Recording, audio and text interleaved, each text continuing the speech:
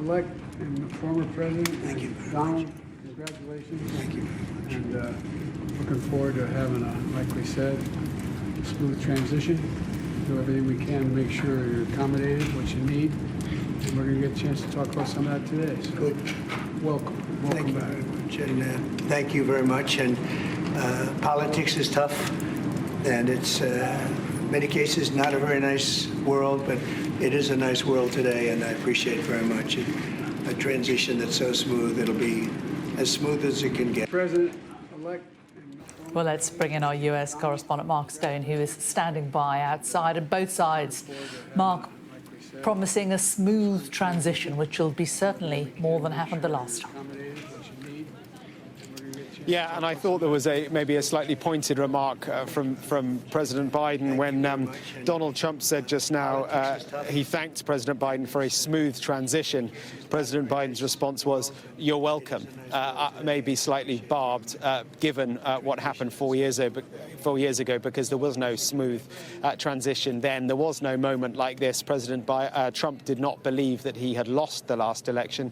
Indeed, he said it was being stolen. Indeed, at this point, 4 years ago, there were court cases, there were battles all around the country as allegations of fraud spiraled. And so Donald Trump back then did not want to leave the White House. He said that he was the winner, even though he wasn't. And there was no transition period. And so it was a very awkward moment for the incoming presidency, the incoming administration of Joe Biden, because there was no process of transition. Very different this time. And I can tell you, too, that the First Lady, Dr. Jill Biden, is here as well. Melania Trump, the incoming First Lady, she is not here. She was invited but declined the invitation, as we understand it. The First Lady, she joined President Biden in greeting President-elect Trump on his arrival here about 25 minutes or so ago, and she gave Mr. Trump a handwritten letter from her to Mrs. Trump in which she expressed her team's readiness to assist with the transition. So there are many parallel transitions taking place. The transition of the presidency, the transition of the vice presidency, the transition of the office of the First Lady, and all the different departments of the US government. Transition periods all over. An awful lot of work to do, especially when the two administrations have wholly different visions for what America should look like. But I think the takeaway now, and I guess we should have expected it, was civility on both sides. President Biden, inside, what's he thinking? Well, we may never know, but outwardly certainly magnanimous in the defeat that is of his party, and a handshake for the incoming president.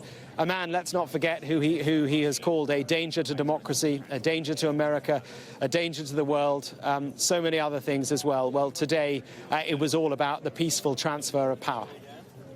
And Mark, we're also hearing today, we're also getting a flavour of who Trump's top team will be around him.